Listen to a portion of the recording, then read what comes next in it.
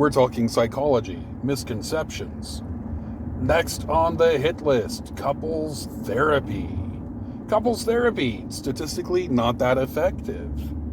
What I really want to get at today is the idea that better communication will solve all of your problems. And couples therapy is where we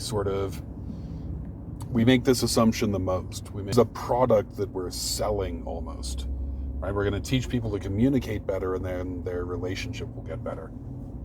So there's some correlation in the literature between couples who report themselves happy and the couples who, in their communications, use more positive than negative language, right? The people who have the most affirmative, nice, happy things to say have the happiest relationships. That's not necessarily a prescription. The issue is conflating causation with correlation. It is possible that when people say nice things to each other, their relationship gets better, but it's equally possible that when people are happy, they have lots of nice stuff to say. All right. So couples who communicate clearly tend to be happier. Does that mean teaching people to communicate clearly will result in happier communication? The answer is not necessarily. So when we're teaching all these communication skills, we're going to say whatever the problem is, say what the problem is using I statements, right? Make it about you, don't make it about your partner. Make it something about how you feel. I feel.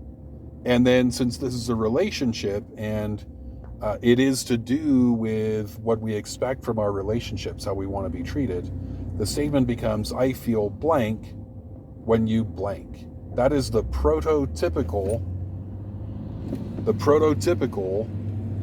good communication in lots of places, especially in couples counseling, couples therapy. And so what I'm going to do is give you an example of an absolutely perfect communication. Ready? Here we go. When I wake up in the morning and see you laying in bed next to me, I feel like killing myself. I hate you. Marrying you was the worst decision I ever made. That communication's perfect. It's spot on. It's about me. It's about the way that I feel. There's no blame in it. Right?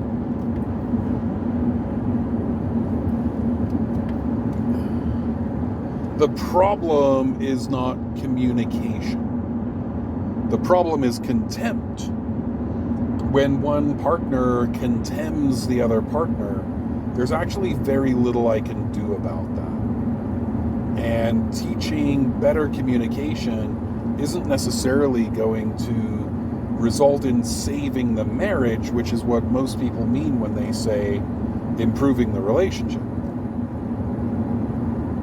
So the big problem with couples therapy, couples counseling, it turns out to be the expectations of the people going to the therapy, right? First of all, they're often lying to themselves. There are two people in the relationship, and one of them is really invested in the relationship, and the other one is not so much. And that's the source of the trouble. One person's more heavily invested than the other. That's the source of the trouble. But they're not both going to work equally hard to maintain and repair the relationship. So this project is somewhat doomed from the outset in many of the cases. The other issue is that the couple expects they will come to therapy and their relationship will be repaired, by which they mean their marriage will be saved. But if it's this situation where when one person's not really invested, there's not much I can do about that. If it's this situation where one person feels active contempt for the other person, there's very little I can do about that. I cannot help people who don't want to be helped. I cannot save people who don't want to be saved. So there is some profit actually in learning the communication skills. And that profit is not that ultimately we'll save the marriage. The profit is that we will learn to honestly explain what we want and how we wish to be treated. And then we'll make a decision. As often as not, that decision is, we're not good for each other. This marriage is not working, right? So in couples counseling, often the couple dissolve and they look at that experience as a failure.